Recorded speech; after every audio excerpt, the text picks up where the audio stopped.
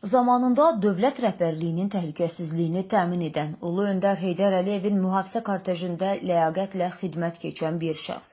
Bugün isə taleyin ümidinə buraxılmış, sığınacaqsız bir ömür.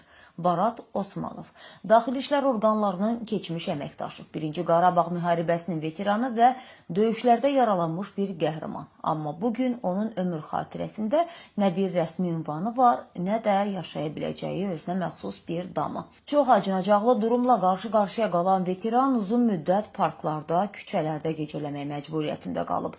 Vətən qarşısında hər zaman etimadı doğruldan bu insana çətin günündə xeyirxah bir vətəndaş, Nazim adlı şəxs sahib çıxıb. Nazim ona həm maddi, həm də mənəvi dayaq olub. Hətta bugün Barat müəllimin kirayə yaşadığı mənzili də məhz Nazimin maddi köməkliyi sayəsində tutublar. Lakin bu köməklik müvəqqətidir. Problemin köklü həlli isə hələ də açıq qalır. SSR Silahlı Qüvvələrindən qayıdandan sonra insanları qorumaq üçün Azərbaycan ərazi bütövlüyünə gedən vətənin müdafiəsinə qoşulmuşam. Ön cəbhədə döyüşmüşəm.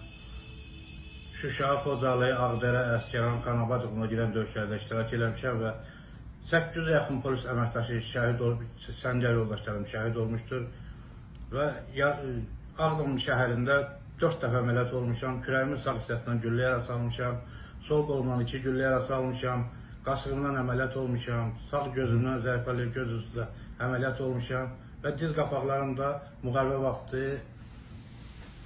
zədələnmişdi və limonkanı səngər atan vaxtı limonkanı əllərimlə tutub əsgərləri qorumuşam ki, əsgərlər şəhid olmasın. Əllərimdə də bu izlərdir.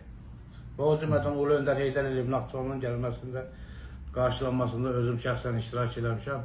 Ali Dövlət Hakimiyyəti Mühafizə Xidmətində Ulu Öndər Heydər Əliyevin təhlükəsizliyini mən təmin etmişəm. Heç bir məmur təmin etmir və Kalaşnikov avtomatı mənə verilmişdir, 5 mişoq, motosiklet mənə verilmişdir. Prezident aparatı və Heydər Əliyevin yaşadığı ev təhlükəsizliyini mən təmin etmişəm. İşlədiyim müddətdə də heç vaxt negativ hala yol verməmişəm.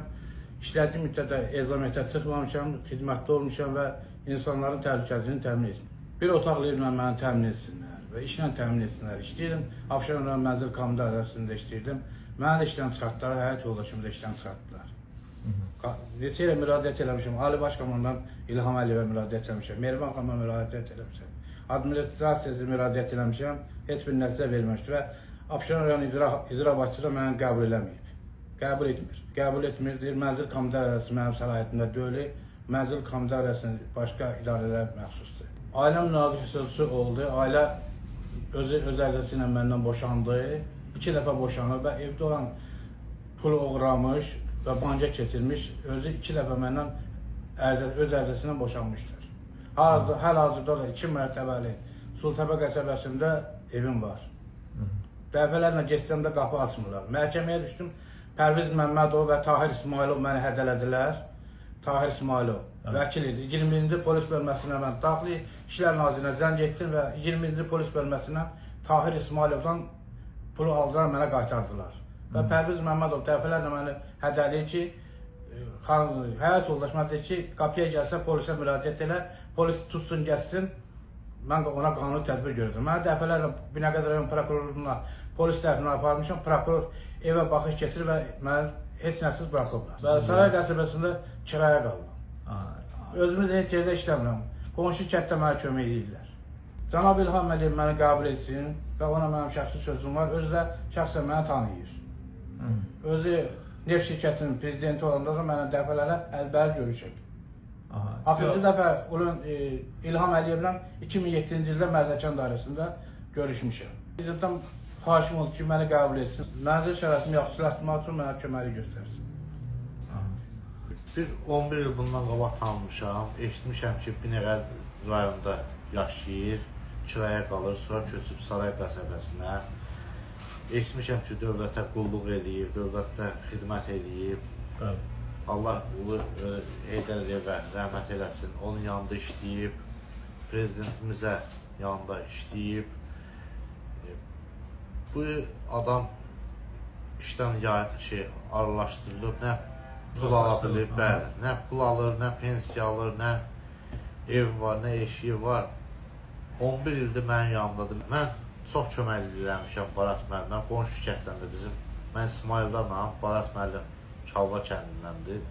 Ağsun Çalva kəndindəndir. Köməklik eləmişəm. Prosta demişəm ki, dövlətdə işləyib, qulluq eləyib. Prosta indi həyatda belə gəlib çıxıb. Çox köməklik eləmişəm. İndi prosta məndə borcum, hərcim var deyənə, bankım yadım var. Çox köməklik eləmişəm, çətinliyim var deyənə. Demək istədim ki, dövlətdən bəlkə bir köməklik göstərirlər. Əlavə eləyəm, 10 yaşında 2-ci ailəmdən, həyat yoldaşımdan qızım var. Agin adlı qızım. Mən də xahiş edirəm ki, cənab prezidentimizdən xahiş edirəm ki, bu insan dövlətdə işləyir, dövlətə xidmət edir, polis işçisi olub.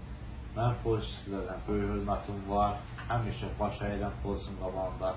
Mən də istəyirəm ki, Baratda bir balaca bir evlə təmin olunsun, bir də hansısa bir rayonda icra başçısı ilə danışılsın, nə ilə bir işlə təmin olunsun. Xahiş edirəm sizdən. Özü də çox gözəl insandır, assaqqaldır. Hər şeyi qoyaq qırağa, bir 10 yaşında körpə qızı var. Köməkli olsun, xahiş edirəm sizdən.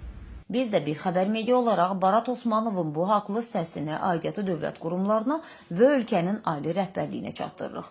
Ömrünü vətənə sadiq xidmətə həsr etmiş bir veteranın müraciətinin cavabsız qalmayacağına inanırıq. Ümid edirik ki, aidiyyatı qurumlar tərəfindən ən qısa zamanda müvafiq addımlar atılacaq və onun mənzil şəraitinin yaxşılaşdırılması üçün qəti qərar veriləcək. Barat Osmanov mənzillə təmin ediləcək.